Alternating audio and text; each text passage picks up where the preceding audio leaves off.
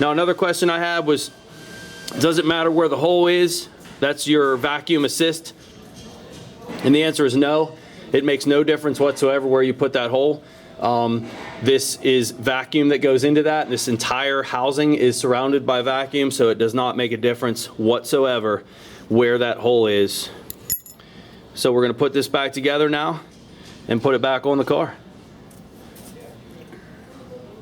All right, so here, okay, so here's our unit put back together. You see our regulators in place.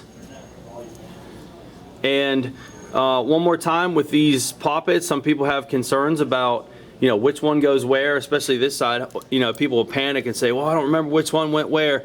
What you need to understand about this system is they all fire at the same time. So it doesn't matter. We put them back where they fit the best and you'll be fine. So going back in the car now.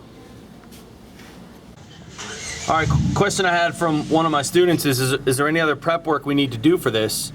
And really there isn't. The only other thing that we want to make sure, and this part's really important, you want to make sure that both of your O-rings are on the line, that they're not stuck inside of the unit, because you'll have a real hard time pushing these lines back in if it is.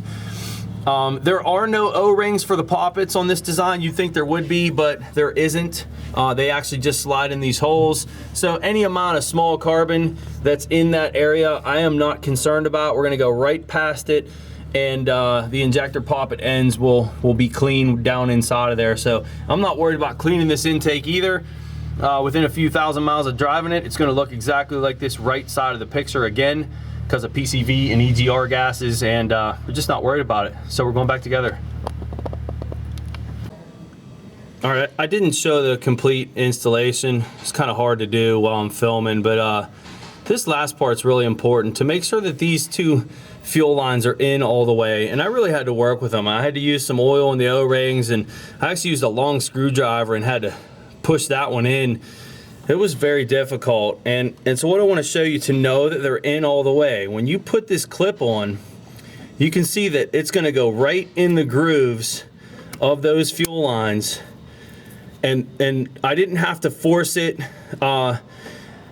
Those lines need to be in all the way before you put this clip on. And now the way this clip's going to work is if there's any movement of the lines, that clip is going to ride in the groove and ride on the housing and keeps those fuel lines in place. So wanted to show that part. The last thing we're going to do is we're going to repressurize this fuel system before we put the intake back on, and we're going to make sure that we have no leaks on this system and that everything looks good. All right, I figured I'd show you guys something else why I had this thing in here. Is I pulled the whole regulator assembly apart, and it was a real pain in the butt to do. I had some success with the outer ring, but the inside piece, I'd actually put it in a vise and squeeze it, and I crushed it. So some of the damage to this diaphragm may have been done by me, but if you look at it, you can see there are deteriorated parts to this rubber diaphragm. And you know, it's debatable like what causes this. But there's a lot of discussion that it's the alcohol in the fuels that's causing this condition, that's deteriorating the rubber components. And but that's your tear. That's what it looks like. Deteriorated rubber for sure. There's the back side of it. It's kind of like a fiber material coated in rubber. But you can understand how the diaphragm can still regulate and do its job even with having these small tears in it. This is the seat area. This is what seals off the return line. So when the regulator closes and closes off the return port. So two places a regulator would leak. One would be, picture my thumb as the return line, that doesn't make a good seal on the return, so it can leak between that area right there, and then the second leak would be, of course, the diaphragm itself. So when the diaphragm's torn though, it's going to run rich. When the seat area is leaking, all that does is cause a long crank time. Okay, so we got the assembly back together, and the new regulator is on our CPI unit. And go ahead and energize that pump. leave it run for a little bit. We're looking at our regulator, and you see that the vacuum port, the hole, is not leaking. So that looks great. And I'm going to take a shot closer up at our fuel lines and make sure those look good. Okay, go ahead and jump the pump again.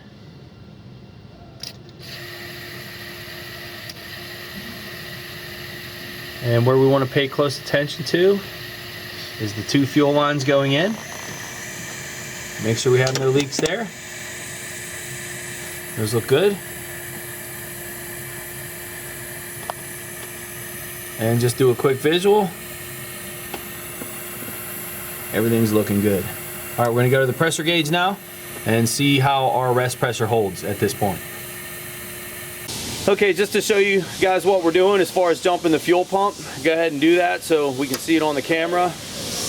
And we're jumping the fuel pump connector, and we're gonna watch our fuel pressure gauge, and we wanna make sure that we have good rest pressure now after our fix. Okay, this is our fuel pressure reading with the pump jumped. It's 62 PSI, which is our original key on, engine off with the pump jump pressure. Go ahead and let off. And what we want to see is we want to see this pressure gauge hold. And the number that we used previously that I mentioned was no more than a 5 PSI drop in 20 minutes. I'm not really sure that you have to use that number. That is something that was on one particular vehicle that I read, and our main focus here is that our fuel pressure does not drop immediately on shutdown. Now with temperature, depending on when you do this, you can actually see a pressure rise for a minute or so because engine temperature and heat expands, and so that's not a problem. Our main issue here though is we want to make sure we don't have a pressure drop, and you see how well this is holding. This is our fuel system rest pressure, and that looks wonderful. I'm not going to sit here for 20 minutes watching the gauge, but I'll show you real quick. We are not running this pump right now. We are not connected to this jump port. This is rest pressure. It is holding, and that is a fix. What we're going to do is put this thing back together, and we're going to check our fuel trim numbers now and see what they look like. All right, I figured I'd show one more thing as my guys are buttoning this thing back up. And you guys doing a nice job, by the way. Thank you. Thank you. Looking at the fuel pressure gauge, it's been at least a half an hour, and we were at 60 when I stopped filming before, and we're about 58. So we dropped 2 pounds of pressure in a half an hour, and you know, that's great. That's wonderful. I just want to make sure that you guys aren't too critical with this number. You know, you'll have some cars that, you know, maybe the fuel pump check valve is leaking just a little bit, and you know, I certainly wouldn't want you to panic if you saw a little bit more than this, but I'm just giving you a known good example to go by, and I think it helps to see that. So we had a 2 PSI drop in a half an hour. Fuel system rest pressure. All right, this has been an hour and a half since we checked our rest pressure last. And we're at 54 PSI. We were at 60 when we started. That's a 6 PSI drop in an hour and a half. And I want to just emphasize one thing. Well, first of all, that you can see that this is great rest pressure. That's what we want to see. But second thing, not all cars hold this well. And one of the things that you want to consider if you're worried about your rest pressure is, do you have a long crank time? So let's say that you have a fuel pressure gauge connected to a car, and you don't like what you're seeing with your rest pressure. Gauge it on whether or not you have a long crank time. If you don't have a long crank time, don't worry about your rest pressure. The only time we're concerned about rest pressure is when we have a long crank time. So I'm giving you a guideline here, an hour and a half. We had a 6 PSI drop. Don't count on all your cars being this good. They will drop over time. Do you have a long crank time? That's going to be your decision on whether or not you're going to attack this rest pressure issue or not. Okay, I got the car idling. Here's our after fuel pressure readings. We never really had a fuel pressure issue with the car running, but you see we're at 54 at idle, and we'll do a snap. You see we hit just over 60 on a snap. Pretty typical in this design. The spec I usually use for these is 55 to 65. I got to be honest with you guys though, I don't usually see these go much higher than 62. But I like those numbers, and we're going to look at our fuel trim now. All right, looking at our scan data, and I have 4 data PIDs we're looking at.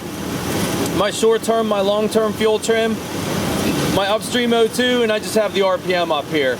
And again, one of the things you have to be careful of using this kind of scan tool is it looks like your RPM's all over the place, but what you need to understand is these are self-updating min-max scales, and this isn't really large fluctuations in RPM.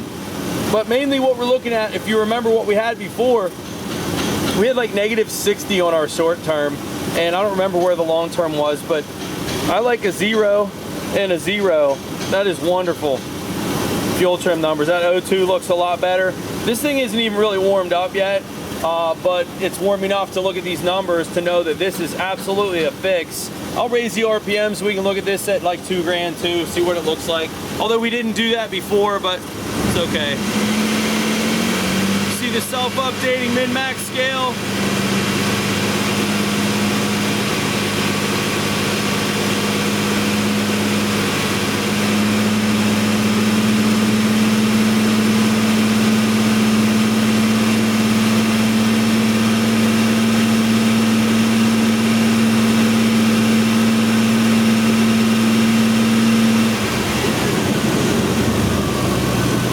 Definitely don't want to do is overanalyze these O2 signals. This being a 95 vehicle, the baud rate of this scan tool is pretty slow, so you're not going to have ideal looking O2 patterns on this, but this looks great. This is definitely a fix. Our rich exhaust trouble code, which we did have, I think it was a 172, is definitely not going to come back on this vehicle. We got good rest pressure.